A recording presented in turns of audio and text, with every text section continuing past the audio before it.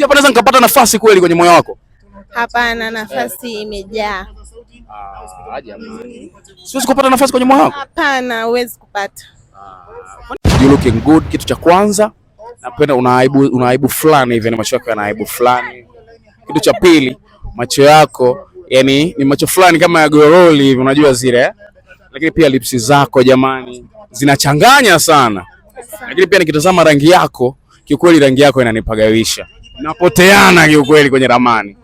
You looking good. Nimependa style yako ya nywele, ukarimu wako. Nimependa yani kila kitu kutoka kwako jamani. Your body structure. Wewe mtu akikwambia akikusifia anakuambia mzuri kwenye nini?